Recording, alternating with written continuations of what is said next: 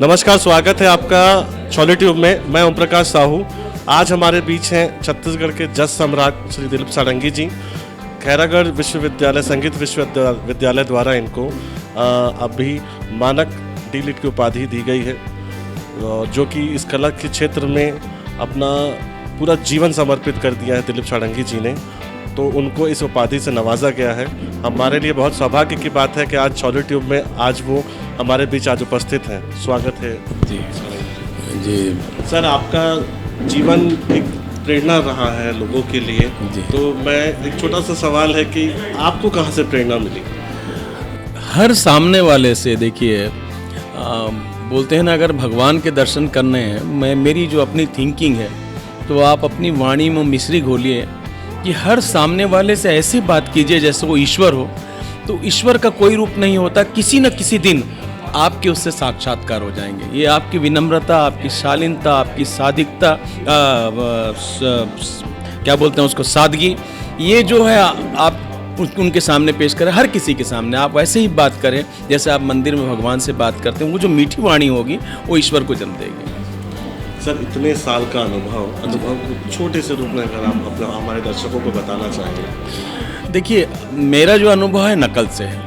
मैं हमेशा जो बड़े लोग हैं, जो अच्छे लोग हैं, उनकी नकल किया हूँ। सर, ये बात गलत है सर। और इंस्पिरेशन सर, आप इंस्पिरेशन है लोगों के लिए। देखिए, जैसे कल तक मैं बाप बेटा था, आज बाप बन गया, वैसे ही वो इंस्पिरेशन बढ़ते जाता है। तो मेरी जो सोच है कि हम जब किसी की नकल करते हैं तो हमारे पिता तुल्य होता है। हाँ, इस बात को मैं ज़रूर कहूँगा कि अगर आप किसी की नकल करते हैं तो हमेशा उसको स्मरण रखें, उसकी याद, अपनी याद में बनाए रखें उसको कि आपने उसकी नकल की है और वो आपके पिता तुल्य या माता तुल्य है। जिस दिन इस बात को आप अपने दिमाग में ले आएंगे, देखिए, इस संसार में कोई भी गाना, कोई भी संगीत ऐसा नहीं होता जो पहले ना गाया गया हो।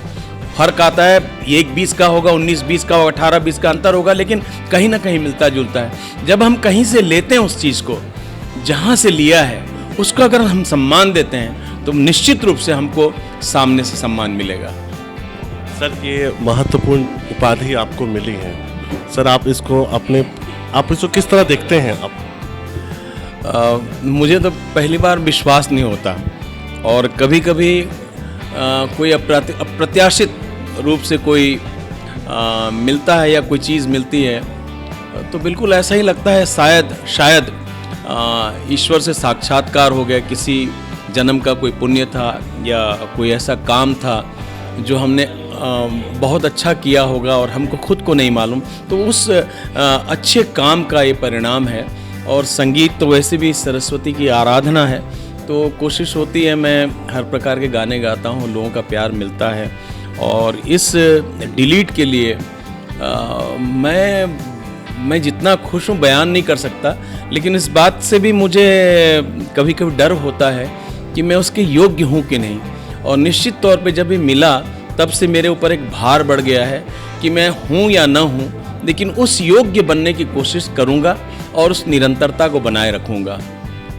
सर, अभी प्रदेश की जो वर्तमान सरकार है, भूपेश सरकार, उनके कैसे कदम अभी आगे बढ़ रहे हैं इस पूरे इंडस्ट्री को बूस्ट करने के लिए?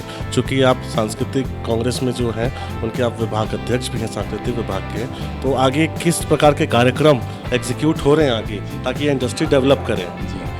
देखिए, वैसे भी आप भी जानते हैं, मैं भी जानता हूँ, कलाकार भी जानते हैं कि हमारे जो मुख्यमंत्री हैं आदरणीय भूपेश बघेल जी, वो कला के प्रति संवेदनशील हैं। आपने उनको नाचते हुए, मेरे साथ भी नाचते हुए देखा होगा, ढोलक बजाते हुए देखा होगा, कभी भंवरा चलाते देखा होगा, कभी गिल्ली डंडा खेलते देखा होगा। पहले हमने उनको बोरेबासी और मैंने भी बोरेबासी खाया है। आप इंस्टाग्राम पे देखिए, अच्छा प्रतिसाद, अच्छा आशीर्वाद मिला उनका।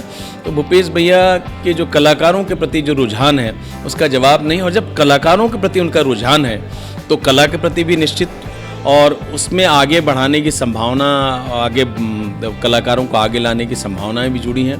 तो निश्चित तौर पर मैं आशा नहीं, पूर्ण विश्वास करता हूं कि भूपेश भैया कलाकारों के लिए जो करेंगे वो यादगार रहेगा। सर, बहुत बहुत धन्यवाद, आपने अपना कीमती वक्त दिया हमें। और उपाधि के लिए बहुत बहुत बधाई। पूरे छत्तीसगढ़ की जनता तरफ से मैं आपको बधाई देता हूँ, हमारे व्यूवर्स की तरफ से आपको बधाई देता हूँ सर। और शीर्ष आप उपाधि लेके आए और छत्तीसगढ़ की कला का सम्मान हो सर। जय जवाहर, जय छत्तीसगढ़, जय जवाहर भैया।